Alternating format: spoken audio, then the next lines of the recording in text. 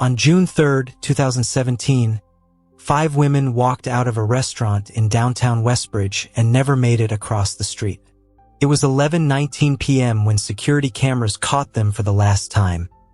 Arms linked, heels in hand, laughing as they stepped out into the warm summer air.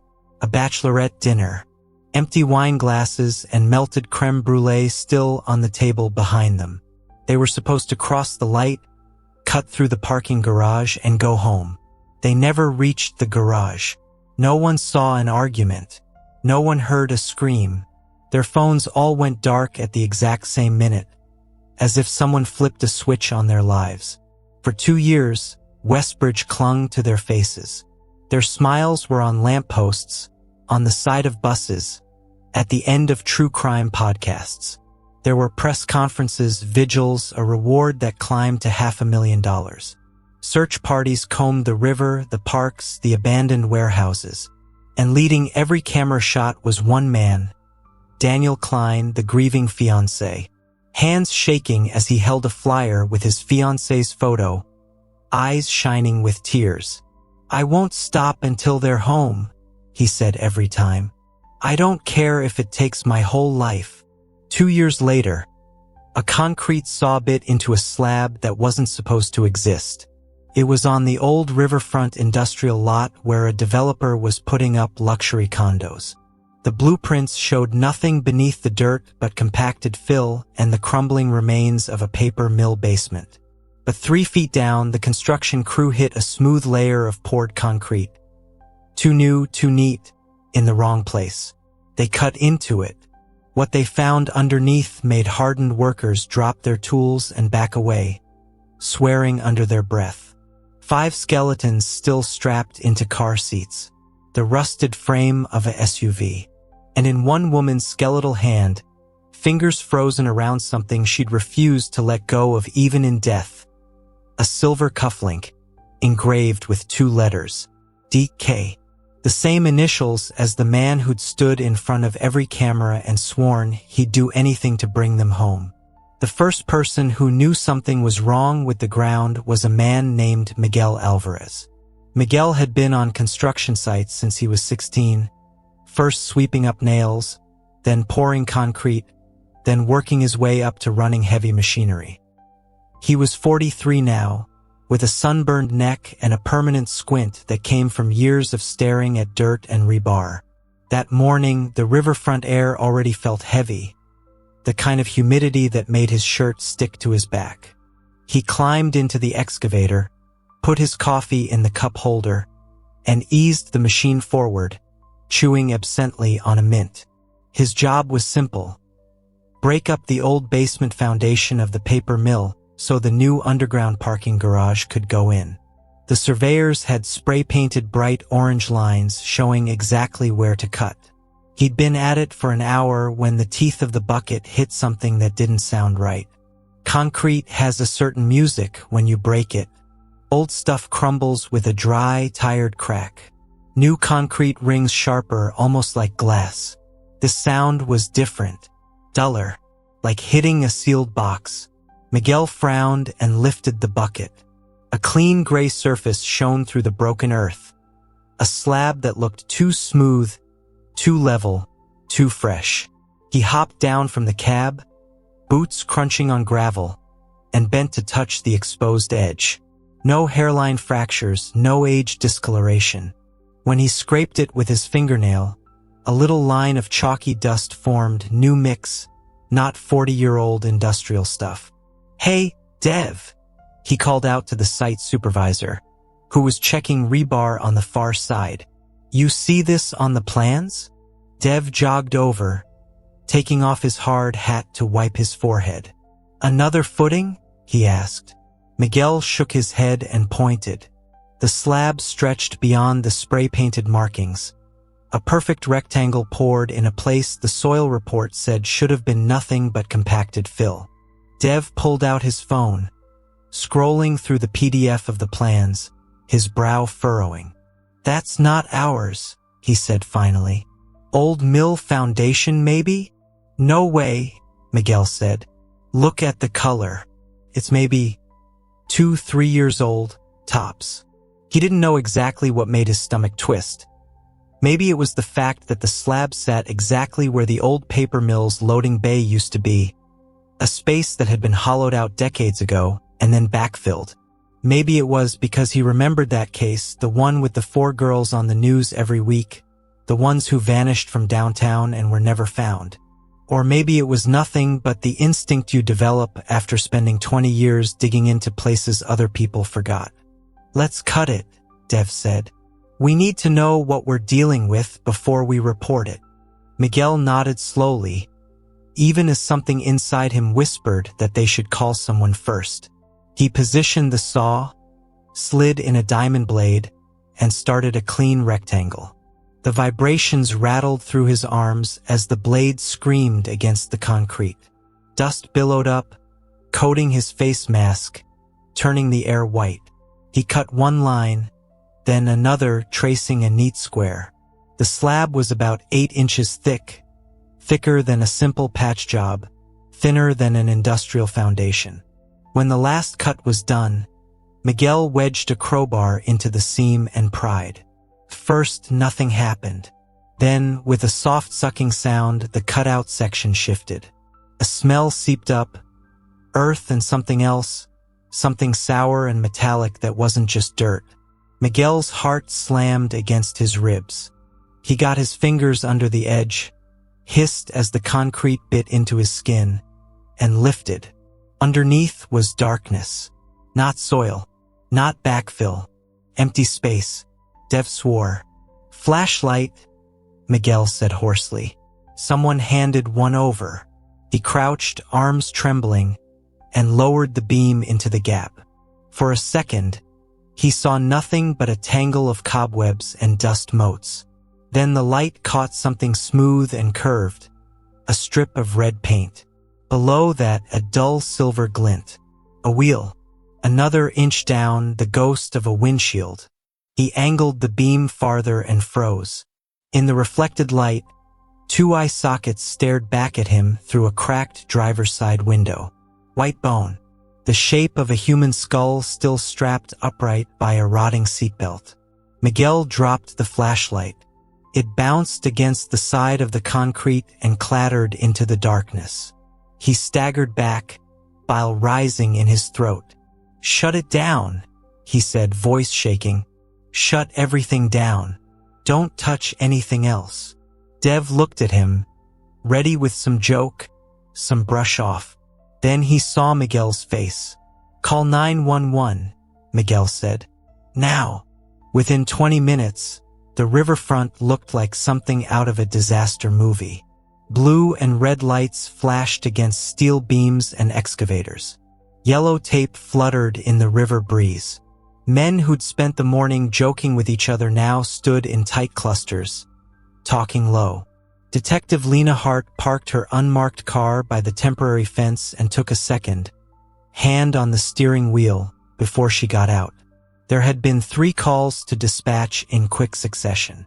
One from a construction supervisor reporting a buried car or container, possible human remains. One from Dev, voice shaking now. "We cut into a slab that's not on the plans. There's a vehicle under there. And skulls. We saw skulls." And one from a worker who hadn't given his name, only whispered, "If this is what I think it is, you need to call the captain." Lena didn't need to hear details to know what everyone was thinking. 2 years. 2 years since 5 women vanished after dinner downtown. 2 years since their disappearance stopped being just a case and became a question strangers argued about over coffee. Did they run? Were they trafficked? Was it a serial killer? Lena flashed her badge at the officer standing guard and ducked under the tape. The air smelled like concrete dust, gasoline, and something else that made the back of her throat prickle. Dev met her halfway. "It's underneath a fresh pour," he said without preamble. "Not ours, not the old mills. Someone patched this, detective. Like they wanted whatever's under there to never see daylight again." "Show me," Lena said. They led her to the cut square. A floodlight had been set up, aimed into the opening. She forced herself to step close and look down. In the beam of the light, she saw a partial roof of a red SUV, years of dirt clinging to the metal. The windshield was caved in on one side. Through the shattered glass, she saw what Miguel had seen. A pale skull tilted against a headrest, jaw slack, dark stains blooming across decayed fabric.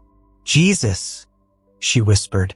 A crime scene tech on her left spoke quietly. "We can already see at least 2, maybe 3 sets of remains from this angle," he said.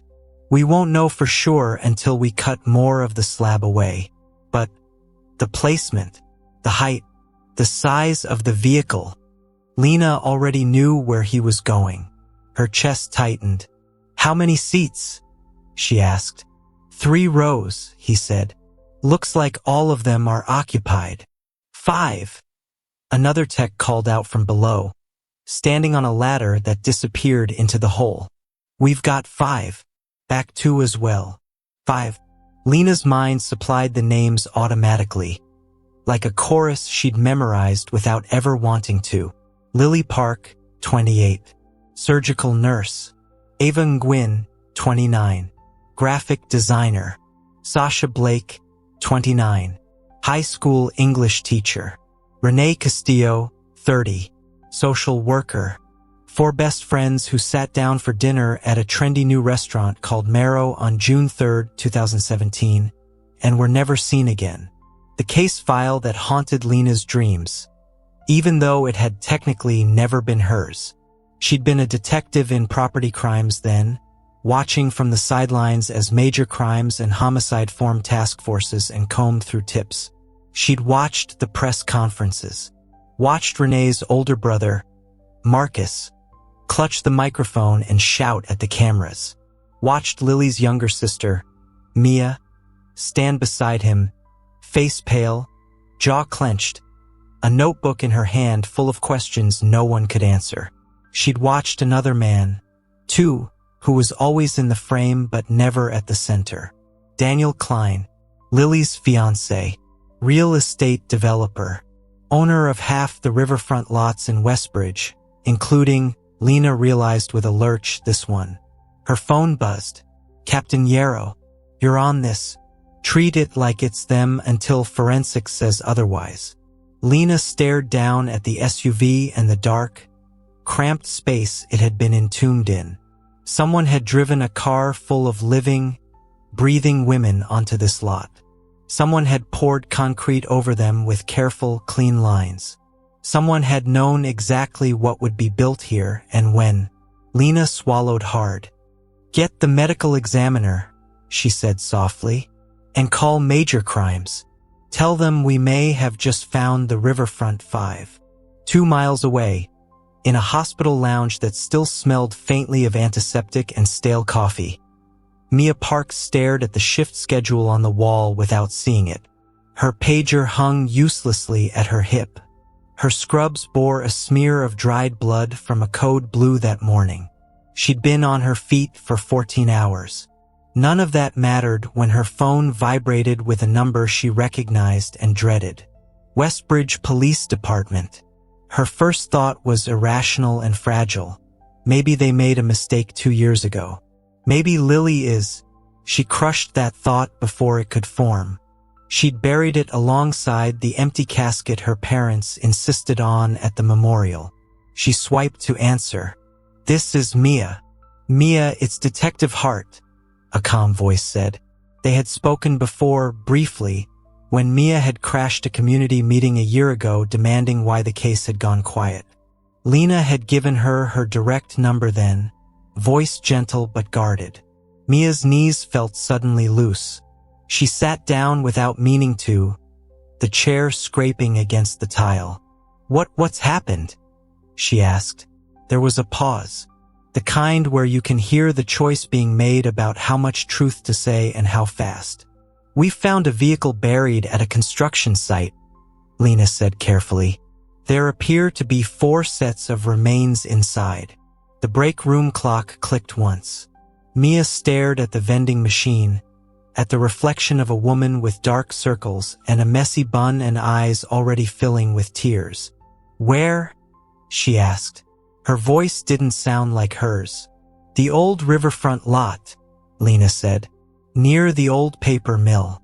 The one that's being developed into condos." Mia knew that site. Everyone in Westbridge did. They'd watched the billboards go up, sleek renderings of glass towers and infinity pools, the words Klein Riverfront Residences in glossy letters at the bottom.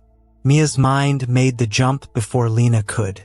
"That's Daniel's project," she whispered. Lena said nothing. "We're not making assumptions yet," she said finally. "We'll need to extract the vehicle and get a positive ID.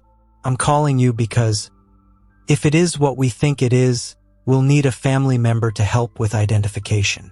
Mia pressed her thumb so hard into her thigh she knew it would leave a bruise. "My parents," she said.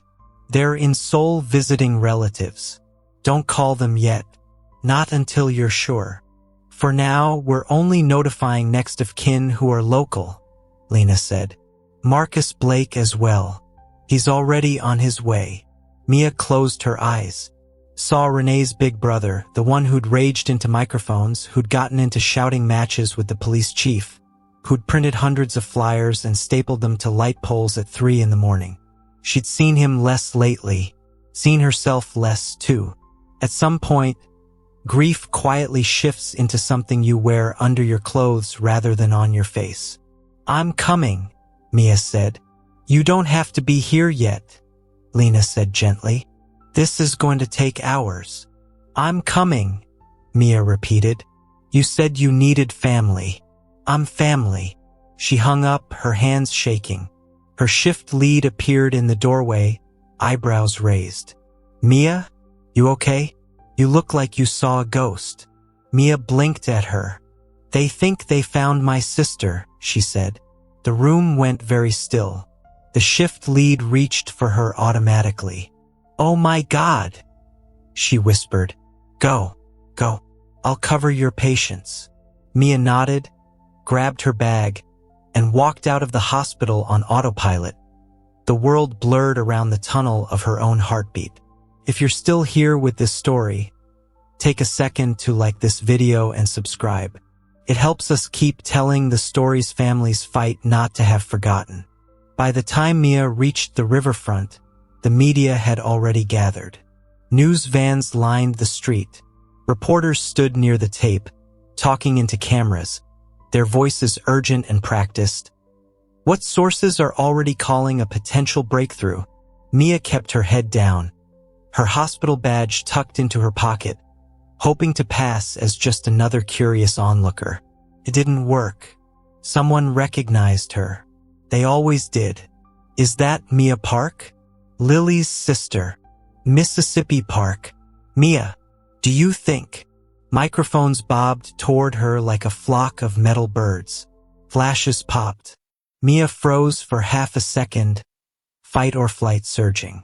Then she edged sideways, slipping behind a news van, scanning for a uniformed officer. A hand touched her elbow. She spun, ready to shake it off, but stopped when she saw who it was. Marcus Blake looked older. He'd always had the thick shoulders and restless energy of a former college athlete, but grief had carved deeper lines into his face. His dark hair was threaded with gray at the temples now. The last time Mia had seen him, he'd been yelling at a city council meeting about funding for the search. Today, his voice was quiet. "You all right?" he asked. Mia realized she was shaking. I shouldn't be here yet," she said. "I'm supposed to wait until they call." "To hell with that," Marcus said. "If they're pulling my sister out of the ground, I'm going to be there." He jerked his chin toward the far end of the fence, where a smaller, guarded gate had been set up. "We're family," he said. "They'll let us through." For a second, Mia hesitated. The last 2 years had been full of waiting, for calls, for tips, for any scrap of news. Waiting had become a kind of paralysis. Whatever was beyond that gate would end the waiting. She wasn't ready. She stepped forward anyway. The officer at the gate recognized them, his expression softening. "Detective Hart said to let you in," he said quietly. "Stay behind the second barrier, okay? Don't cross the tape near the hole." Inside the site, the noise of the crowd faded. The sounds of the construction site pressed in. Generators hum, radios murmuring, the crunch of boots on gravel. At the center of it all was the cut slab, the violation in the earth. A crane had been brought in. Chains were already anchored to the corners of the concrete lid. Slowly, carefully, the operator lifted, hoisting the heavy square upward, swinging it aside like the lid of a coffin. For a moment, there was only silence. Then the stink hit, sweet and rancid and dense, the smell of bodies that had not been allowed to go back to the earth naturally. Mia's hand flew to her mouth. Marcus took a step back, jaw locking. Detective Hart stood near the edge, gloved hands in the pockets of a windbreaker, face composed but eyes tight. Beside her was the medical examiner, Dr. Mehta, thin and grave in a paper suit. The red SUV was fully visible now. The front end was crushed as if it had hit something at speed before falling into the pit. All the windows were cracked or shattered. The metal frame was orange with rust where moisture had seeped in over the years. Inside, 5 shapes. 5 skeletons still wearing the remnants of dresses Mia recognized from memory. The pastel silk Lily had sent her a selfie in from the dressing room. The black jumpsuit Sasha had joked made her look like a nightclub bouncer. The floral print Ava had said was too loud, but screw it, we're celebrating. Seat belts crossed their torsos like restraints. Dr. Mehta gave a small, formal nod. "We'll do the full recovery at the lab," he said. "But I can tell you right now, these are young adult females. 5 of them. Given the age of the remains and the number, we're not likely to be dealing with a coincidence." Lena turned to Mia and Marcus. "I'm not going to ask you to identify anyone here," she said. It's not right like this. We'll use dental and DNA. But there may be personal effects you recognize once we've cataloged them." Mia wasn't listening.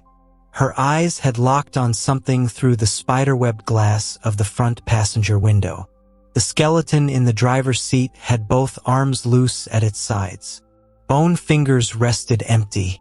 The one in the front passenger seat, though, still had its right hand clenched in a ragged fist, as if whoever it had been refused to let go even as the air ran out. Mia stepped closer, every crime scene warning in her head screaming at her to stop. "What's that?" she whispered. Through the glass, between 2 finger bones, something metallic glinted in the beam of the floodlight. Dr. Mehta followed her gaze. "Photograph that before we move the remains," he told his team. The forensic photographer leaned in, lens pressed against the glass, flash popping. On the screen, the image resolved. A single, polished silver cufflink, fingers locked around it. On the smooth surface, barely visible under dirt, 2 letters were engraved in a looping script. DK. Mia's mind supplied the name before she could stop it. Daniel Klein. The first time Mia met Daniel, he brought her a coffee. She'd been at the nurse's station scrolling through a text thread with Lily, complaining about the 3 a.m. admissions. A hand in a tailored sleeve slid a cup toward her. "From Lily," he'd said, smiling. "She said this is how her favorite sister takes it." Mia had blinked, suspicious and already half fond. He was handsome in a magazine way. Sharp jaw, light eyes, hair coiffed just enough to look tousled. His watch probably cost more than her car. He knew it, but he also knew enough to make fun of himself for it. Money, she'd learned, came easily to the Klein family. His grandfather had owned construction companies. His father had turned that into development empires. Daniel had the degrees and polished manners to sit in boardrooms and turn riverfront lots into sleek condo towers. To Lily, he'd been everything. Supportive, attentive, sending flowers for no reason, showing up at the hospital with takeout on double shifts. Mia had watched them together and felt an ache of envy alongside her protectiveness. In hindsight, there were cracks. The way his arms sometimes stayed around Lily's shoulders a beat too long when another man was nearby.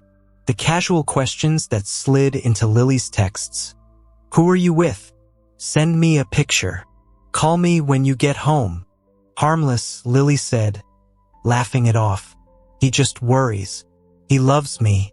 Mia had learned early in nursing school that love and control sometimes arrive in the same clothes. None of that mattered, though, when Lily vanished. In the weeks after the dinner, Daniel had stood shoulder to shoulder with her in front of cameras.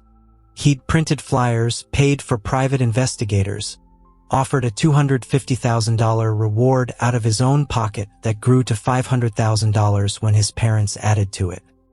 He'd sat in the Park family living room, shoulders shaking, saying, I should have gone to pick her up. I should have been there. If I'd been there.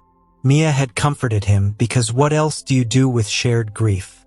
Now, watching that cufflink glint in the beam of a flashlight, Mia's mind replayed every time she'd ever seen Daniel in a suit. He always wore French cuffs, and he always wore a set of silver cufflinks engraved with his initials. DK. A gift, he'd said once, from Lily for his first big deal closing. You're jumping ahead, Lena said quietly beside her, as if reading her thoughts. Lots of people have those initials. Not like that, Mia said. Her voice shook. It's the same font. I'd know it anywhere. Lena's jaw tightened, but her tone stayed even. We'll collect it, she said. We'll test it. We'll see if it matches sets Daniel owns or owned. Mia looked at her. He's the developer on this lot, she said. He poured this concrete. His company did, Lena corrected. And that's exactly why we can't assume anything. We document. We verify. You understand. Mia nodded slowly, but inside, something cold had begun to unfold. Because if that cufflink was Daniel's, if Lily had torn it off and gripped it hard enough to take it with her into death, it meant she'd known exactly who had trapped them. That night, sleep was something that happened to other people.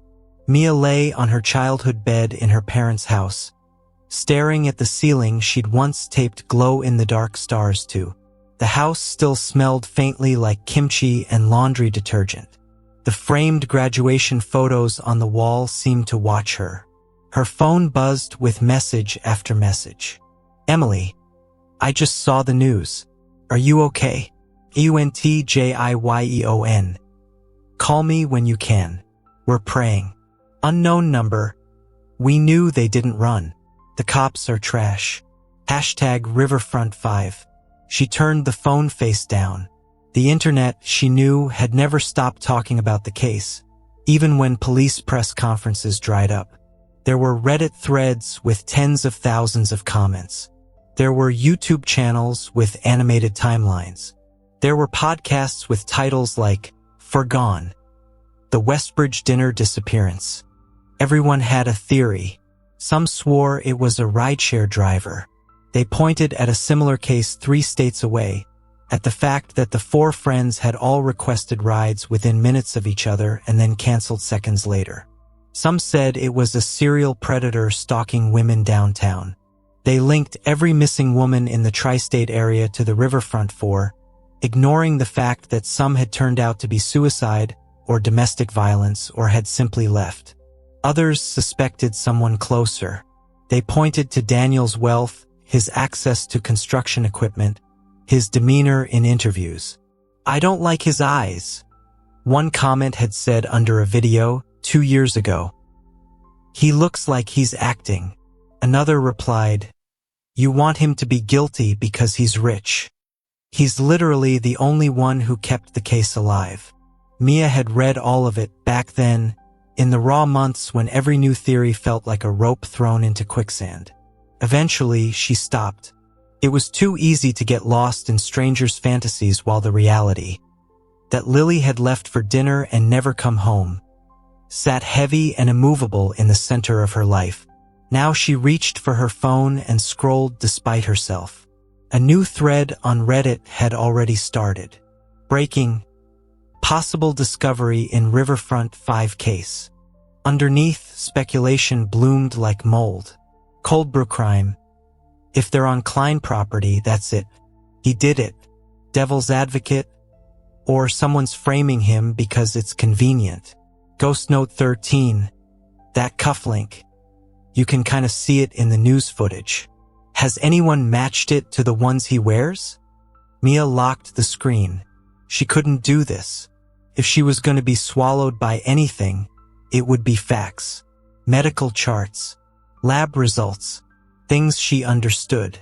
Her phone vibrated again. This time with a name she hadn't seen in months.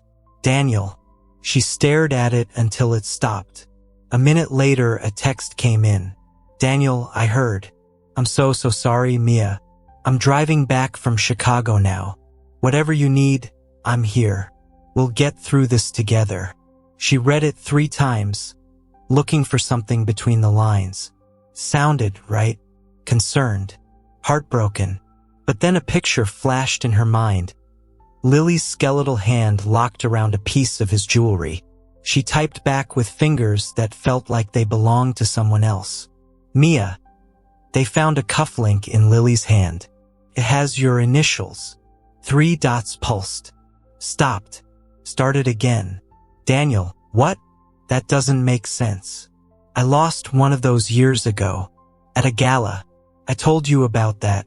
Mia's stomach twisted. She remembered that story. He'd told it once at dinner, laughing, about how he'd had to do a speech with one cuff flapping loose because one cufflink had disappeared somewhere between the valet and the ballroom. She thought it was just one more story about rich people problems. Now, her brain replayed it with new lenses. Mia, did you ever replace it? Or find it? There was a longer pause. Daniel, no. I just wore another set. Mia, why are you asking me this? You know I loved her. I'm dying all over again right now. She could almost hear his voice in the words. Warm. Wounded. Mia, we'll talk when you're back. She put the phone on airplane mode and turned it off. At 10 the next morning, Mia sat at her parents' kitchen table staring at an old shoebox. It was labeled in Lily's handwriting, Wedding Chaos. Do not open if you hate JOY. Inside were scraps of planning, fabric swatches, venue brochures, printouts of emails with vendors. The wedding had been scheduled for September 2017. There was also a smaller velvet box, tucked under a stack of receipts. Mia opened it with care. Nestled inside was a single silver cufflink, scratched on one edge, the engraving familiar. DK. She held it up to the light, heart pounding. The curve, the font, even the tiny nick in the upper right corner where it looked like it had been dropped once. If the cufflink in Lily's death grip matched this one, it wouldn't just be suspicion. It would be connection. Her hand was already on her phone before she realized what she was doing. Detective Hart, Lena answered, sounding as if she'd been up all night too. It's Mia, she said. I found something. You need to come to my parents' house. Lena lived on coffee and stubbornness. It had gotten her through patrol shifts, selfish exes, and the Riverfront 5 case playing in the background of every crime conversation for 2 years. Now, as she sat at the park kitchen table with the cufflink in front of her, she felt something more than stubbornness. A quiet, electric click, like a puzzle piece sliding into place. She compared the cufflink Mia had given her to the high-resolution photo her tech had taken of the one in the victim's hand. Same shape, same engraving style, same tiny flaw in the upper right curve. This one, Mia said, tapping the cufflink on the table, Lily kept at my parents' house. She told me once she'd taken one of Daniel's cufflinks without telling him because she wanted to use it as a sizing reference for something. I think she was planning to have jewelry made for the groomsmen to match. Did he ever ask where it went? Lena asked. No, Mia said. At least not in front of me. He always wore another pair, gold ones or those blue ones. I just assumed he'd moved on or bought a new set. Can your parents confirm that Lily had this? Lena asked. They're not really in a place to talk right now, Mia said quietly. But yes, my mom scolded her for stealing from her future husband. She thought it was cute. Lena nodded slowly. So this one has been in your family home for at least 2 years before the disappearance, she said. He couldn't have claimed it was lost at the gala if Lily already had it here. Mia's eyes flashed. He lied, she said. He lied about something small. People don't make up whole stories about losing cufflinks unless they're used to performing. Lena thought of her training. Of all the times they'd been reminded, you don't build cases on vibes. You build them on timelines, on data, on numbers and molecules. But she also thought of the other things in the file. The things that had nagged at her even when she wasn't supposed to be working the case. The fact that Daniel's alibi the night of the disappearance hinged on building security stating he'd come home at 10:07 p.m. and not been seen leaving. The fact that the building's service entrance didn't have cameras. The fact that his family company owned the old paper mill lot and had applied for permits to prepare and stabilize the ground 3 weeks after the 4 friends vanished. At the time, no one had connected those permits to a missing persons case. Why would they? Developers stabilized lots all the time. Now it looked different. Can I keep this? Lena asked, indicating the cufflink. Yes, Mia said. If it helps. It might, Lena said. She slid the cufflink into an evidence bag, sealing it. Her phone buzzed again. This time it was the captain. DNA confirms there are 5, Captain Yarrow said when she answered. We're doing formal notifications now. Lena glanced at Mia, who watched her, face composed, fingers twisted in the hem of her sweater. I'm at the Parks house, Lena said. Mia's with me. Good, Yarrow said. You can talk to her about what we're doing next. And Hart. Yes, sir. I want you to look at the Klein angle, but do it right. We're not getting sued by a billionaire family because you made a leap over a piece of jewelry. Yes, sir, Lena said. She hung up and met Mia's gaze. It's them, she said gently. The DNA confirmed it. Mia didn't cry. Her face didn't crumple in the dramatic way movies always showed. Instead, a slow, strange calm settled over her features, as if she'd been treading water for so long that finally having a bottom, even a terrible one, was a relief. So now it's a murder case, she said. Yes, Lena said. Now it's a homicide. Rich developers also make inconvenient problems disappear in holes they own, Lena had replied. He'd sighed. Get me more than a cufflink and a permit timeline, he'd said. Get me something that ties Daniel, not just his last name, to that night, which meant they needed to know where Daniel had actually been. On paper, Daniel's alibi looked solid. He'd told police in his initial statement that he'd been at an investor's dinner until about 9:30 p.m., then gone home to his high-rise condo across town. The building's front desk log showed him walking in at 10:07 p.m., nodding at the night doorman. Did you see him leave again? Lena asked the doorman now, a man in his 50s with a careful mustache and a gold-plated name tag reading Oscar. No, ma'am, Oscar said. Right after he came in, I got a call about a plumbing issue on the 8th floor. I was up there from 10:15 to midnight. The lobby was empty when I came back down. So you didn't personally see him stay in his apartment all night? Lena clarified. Oscar spread his hands helplessly. We have cameras, he said. Or we did. Detective Walsh looked at them back then. They showed Mr. Klein coming home and not going out again. Front lobby cameras, Lena said. Yes, ma'am. Any at the service entrance? Parking garage? Side doors? Oscar hesitated. The service entrance camera was out then, he admitted. Had been for a while. Budget issues. Detective Walsh knew that. Lena nodded, thinking of all the reports she'd read where camera out showed up like a curse. Do you remember anything else from that night? She asked.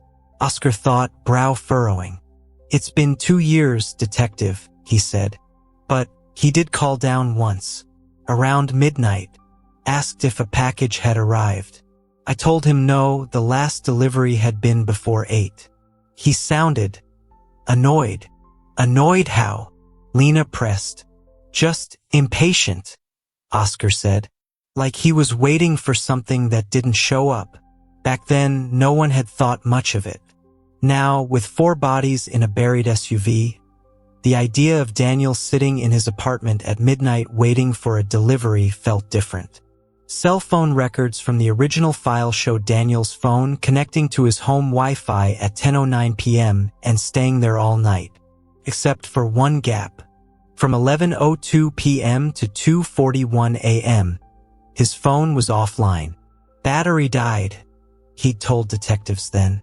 I plugged it in and fell asleep. Didn't see any of the missed calls from Lily's friends until the next morning. That had been irritating but not damning in a missing persons case. In a homicide case, a 3.5-hour blackout starting 20 minutes before the last sighting of the victims took on a sharper outline. Lena sat at her desk, staring at the diagram she'd drawn on the whiteboard. 11:17 p.m., women leave restaurant. 11:19, cancel rideshares. Step into crosswalk. 11:20, disappear. 11:02, Daniel's phone goes dark. 11:37, permit application draft created on Klein Development Server titled Riverfront Stabilization Preliminary. 2:41 a.m., Daniel's phone reconnects to home Wi-Fi. It was enough to make anyone with common sense suspicious. But common sense didn't get search warrants. Probable cause did. They needed more. The more came from somewhere Lena hadn't expected. A cloud backup. Ava Nguyen had been the meticulous one. Her younger brother, Liam, sat nervously across from Lena in the conference room, twisting a keychain. She backed everything up, he said. Her art, photos, even stupid receipts. Said the world could burn and she'd still have copies. He'd been going through her old accounts, he explained, using passwords she'd left in a notebook labeled, "If I get hit by a bus," because that was Ava's sense of humor. One of the backups had pinged his email that morning. A dormant storage account reactivated due to suspicious login attempts. I figured it was just spam, Liam said. But then I saw something. A voice memo, dated June 3rd, 2017, 10:19 p.m., an hour before they left the restaurant. He slid his phone across the table. Lena put on headphones and hit play. Ava's voice filled her ears, tinny but clear. If any of this goes sideways, she said, I want there to be a record that we didn't just roll over. There was clinking in the background, restaurant noise. Okay, so, Ava continued, Lily's freaking out. Daniel's outside. He showed up here uninvited, even though she told him it was a girls' night. He keeps texting her to come outside. We told her not to, but she said she'd feel safer if we all walked her out together. I don't like this. He's been intense lately, checking her phone, showing up at the hospital. She tried to break it off last week, and he cried for like 2 hours and then sent flowers to her unit every day. It's creepy. There was a muffled voice.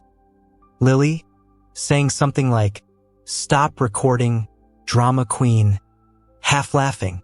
I'm serious, Ava said on the recording. If anything weird happens, check Daniel. He's not who he pretends to be on TV. The recording cut off. Lena took off the headphones slowly. Why didn't we see this 2 years ago? She asked. It was on a backup account, Liam said miserably. Ava had like 6. I only just got into this one because of the login alert. I'm sorry. I should've. You have nothing to be sorry for, Lena said. You just gave us something no one else could. She sent the memo to the digital forensics unit, asking them to verify the timestamp and origin. They came back an hour later. Metadata checks out, the analyst said. Created on Ava's phone at 10:19 p.m. June 3rd. Saved locally, then auto-uploaded to the backup server at midnight. Untampered. A piece of evidence created before the crime, naming Daniel as a source of fear. That, plus the cufflink, plus the timeline, plus the fact that he owned the ground the bodies were buried in, it started to look less like a coincidence and more like a pattern. Patterns weren't always one-directional. As soon as news leaked about the cufflink, public opinion polarized. Half the internet screamed that Daniel Klein was a monster. The other half accused the police of a witch hunt. And Mia started getting messages. Some were supportive. Stranger, we believe you. Don't let them spin it. Others were not. Anonymous. Hope you're happy. Ruining an innocent man's life to make yourself feel better. One afternoon, as she left the hospital, she found a note under her windshield wiper. It was a printout of a headline. Klein family faces scrutiny in riverfront case. Someone had circled the words faces scrutiny and written in red marker. Maybe look in a mirror. Her heart hammered. She looked around the parking lot, suddenly hyper-aware of every car. She took a photo of the note and sent it to Lena. We'll log it, Lena texted back. Don't engage. Be careful walking to your car. That night, Mia woke to a sound in the hallway. Her parents' house creaked in familiar ways. This wasn't one of them. She sat up, listening. Footsteps. Not the light tread of her mother, or the drag of her father's slippers. Heavy. Measured. She slid out of bed, her hand automatically reaching for the baseball bat Lily had once kept there for late-night pizza delivery killers. The hallway was dark. Her door was open a crack. Mia? Her mother's voice called softly from down the hall. Are you awake? She exhaled, shoulders sagging.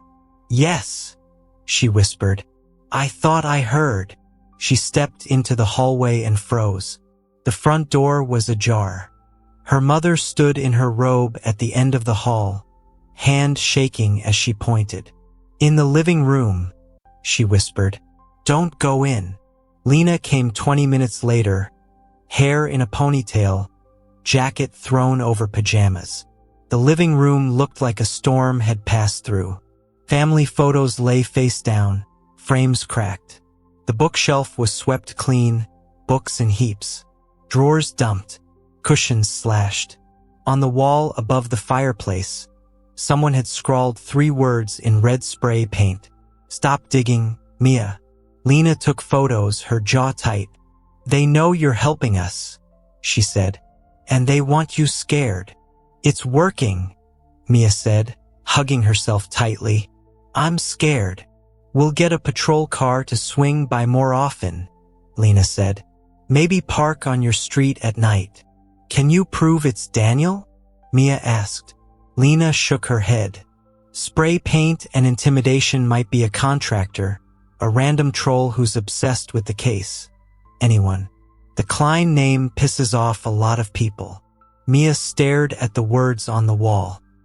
He told me once, she said softly, that he loved me like a sister, that if anything ever happened to Lily, he'd always look out for me.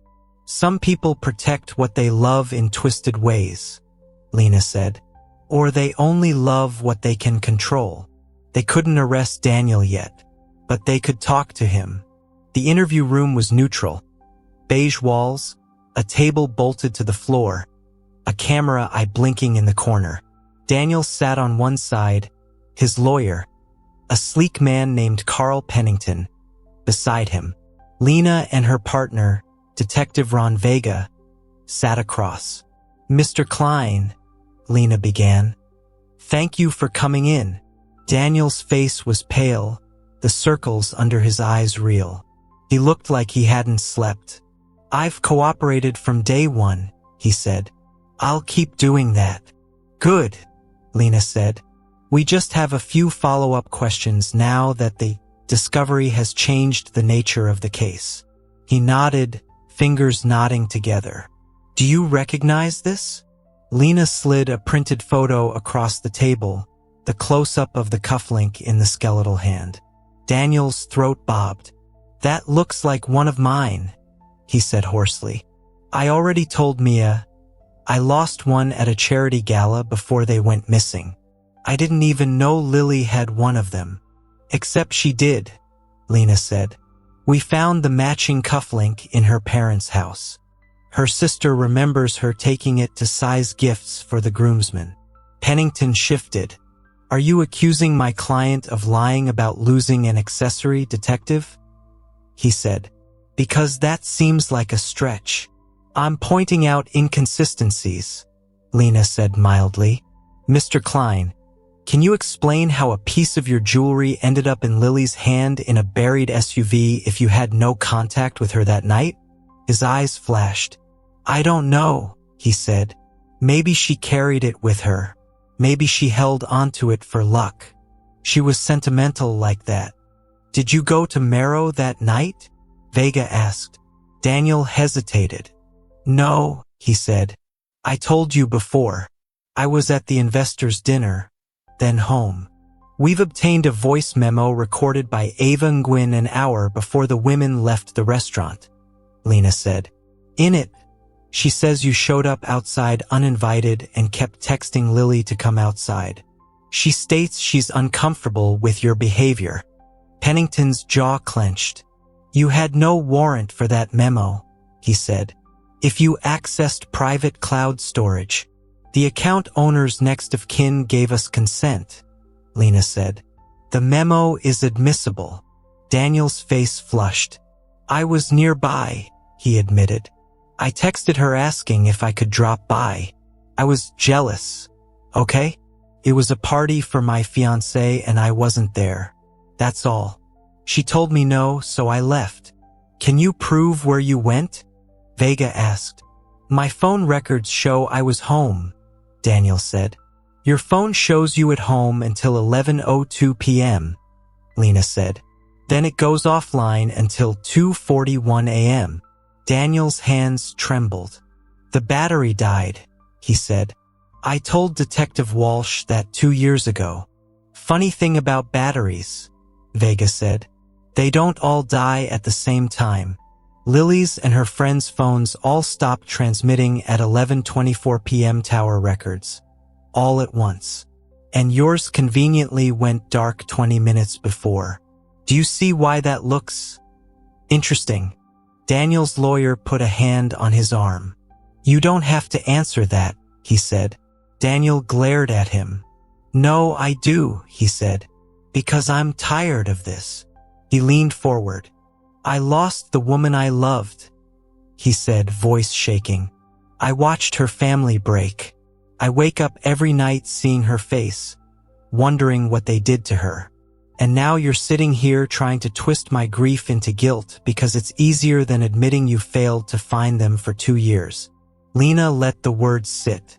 "We failed them," she said quietly. "I won't argue that. But that doesn't mean you didn't, too." He stared at her, jaw clenched. "I didn't kill them," he said. "I didn't bury them on my property. Do you really think I'd be that stupid? That obvious?" "Sometimes the simplest explanation is the closest to the truth," Lena said. "Occam's razor. Sometimes the simplest explanation is that you're looking in the wrong place," he shot back. Pennington cleared his throat. "Unless you're charging my client, we're done here," he said. Lena glanced at the camera, at the silent eye recording every twitch. "We're not done," she said softly. We've barely started. 2 days later, Mia sat in Renee's old bedroom, surrounded by stacks of paper. Marcus had always been the loud one, the obvious one in his grief. But Renee's room told another story, silent, methodical. In a drawer, they'd found printouts, emails to domestic violence hotlines, asking hypothetical questions about a friend whose partner tracked their phone and threatened self-harm if she left. A draft restraining order letter, never filed. An appointment confirmation with a therapist specializing in trauma and coercive control, canceled the morning of June 3rd. A list titled, "If Lily leaves," in Renee's neat handwriting. She can stay with me. Change her phone number. New apartment not in Klein building. We tell my brother everything. At the bottom, in Lily's Messier script, another line had been added. I stop thinking it's my fault when he hurts himself. Mia traced the letters with a fingertip. They tried. Her sister and her friends had seen the danger and still walked into it, believing they could manage it, contain it, outsmart it. They'd underestimated what desperation can do to a person who believes they own you. She took photos of every page and sent them to Lena. We're building a picture, Lena texted back. One the jury will see if we get there. The word sat heavy.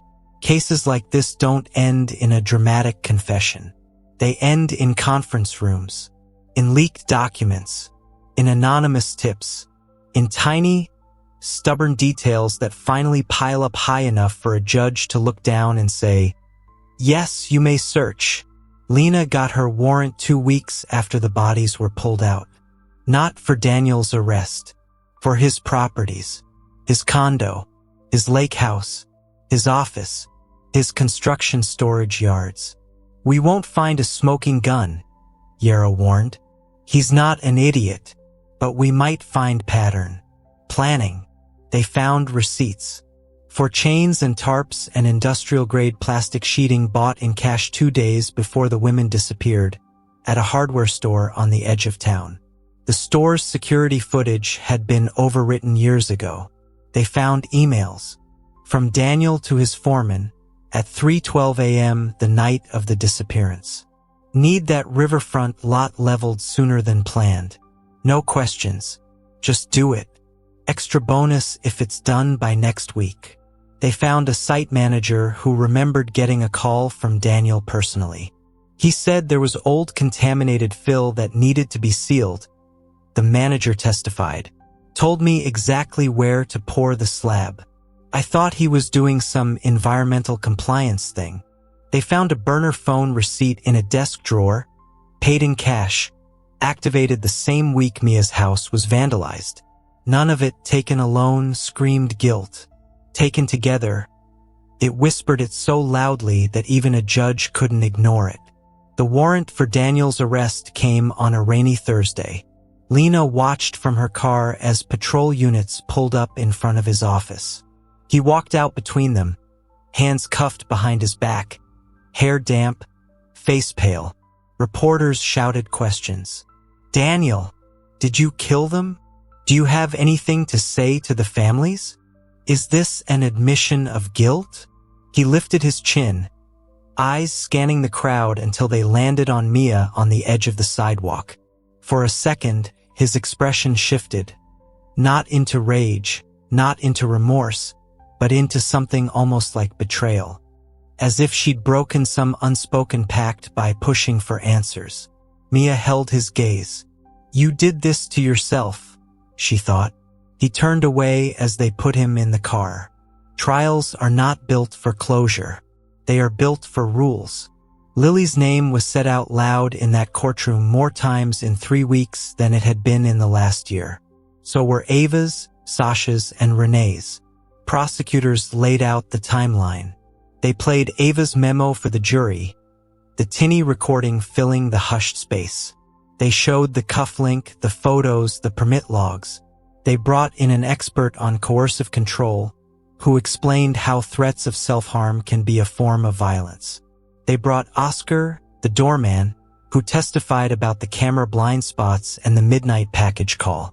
They brought Miguel, who swallowed hard and told 12 strangers about the moment the concrete lid lifted. The defense did what it was supposed to do. They pointed out every gap. No DNA placing Daniel in the SUV. No eyewitness who saw him at the lot. No confession. He was a grieving man, they said, being turned into a villain by a system desperate to save face. They pointed at the online harassment, the vandalism, and suggested someone else obsessed with the case could have done those things. They leaned hard on reasonable doubt. In the end, it came down to whether 12 people believed that all those coincidences could exist in the same universe without one man's deliberate hand. Mia sat between Marcus and Liam on the courtroom bench, fingers linked tight. The jury foreperson stood, verdict slip in hand. On the charge of first-degree murder in the death of Lily Park, she read, voice steady. We the jury find the defendant, Daniel Klein, guilty. Mia's breath rushed out in a sound she didn't recognize. The words repeated. Guilty, guilty, guilty. On all 5 counts. Daniel swayed as if struck. For a second, Mia thought he might faint. Pennington put a hand on his arm, whispering something that sounded like appeal. The judge thanked the jury. Mia watched Daniel's mother in the front row. Perfect hair undone, mascara streaked. She watched her look at Mia with something like hatred and something like grief. There were no winners here, only people left behind. There's a belief people have about justice, that once the gavel falls, the music swells, and the credits roll. Real life doesn't do credits. It just keeps going. Lily's ashes were interred properly, this time with something more than an empty coffin. Mia's parents returned from Seoul, faces thinner, backs more bent. They sat at the small memorial by the river, fingers tracing their daughter's name on the plaque, and said nothing for a long time. Marcus threw himself into advocacy. He started a nonprofit named For the 4 Friends, focused on educating young people about coercive control. He made videos. He testified at city councils. He yelled a little less and organized more. Liam set up a scholarship in Ava's name for art students from immigrant families. Sasha's parents moved to a smaller town, unable to walk past the school where she'd once taught without breaking. Mia went back to the hospital. Grief didn't leave. It coexisted with everything else. Some nights, in the quiet between one patient's chart and the next, she'd feel a hand on her shoulder that wasn't there. Hear Lily's laugh echo down the corridor. She'd see a young woman sitting alone in an exam room, clutching her phone, and she'd make herself ask, gently, "Is everything okay at home? Do you feel safe?" Not everyone opened up. Some did. She learned how to listen for the language of control, how to slide hotline numbers into discharge paperwork, how to sit with people in the messy in-between of, "It's not always bad," and, "I know I need to go." Sometimes, late at night, she'd stand at the riverfront. The condo tower rose where the old mill had been, all glass and steel. People lived there now, their lights like a constellation against the dark. The spot where the SUV had been buried was part of the underground parking garage. Concrete poured again. The city had put a small plaque by the entrance, almost an afterthought. In memory of Lily Park, Ava Nguyen, Sasha Blake, and Renee Castillo. May we never bury the truth again. Mia would stand there and read it and think about all the ways truth had nearly stayed buried. If Miguel had cut a little farther to the left. If Ava hadn't hit record on a whim. If a cufflink hadn't been clutched tight in bone fingers. If a sister hadn't refused to stop digging. She'd feel the anger rise again, hot and clean, not just at Daniel, but at every person who had looked at small signs and said, "It's probably nothing." Next time, she promised herself someone will see sooner. Because monsters don't always hide under beds. Sometimes they sit at your dinner table. They bring you coffee. They cry on television. And sometimes, the only thing that separates a grieving fiancé from a convicted killer is whether someone notices the concrete poured exactly where it shouldn't be. If you're still here, thank you for watching, for listening, for carrying these names with you. In a world where stories like this are too easy to forget, your attention is a form of justice. Stay safe, stay curious, and don't be afraid to dig when something doesn't feel right.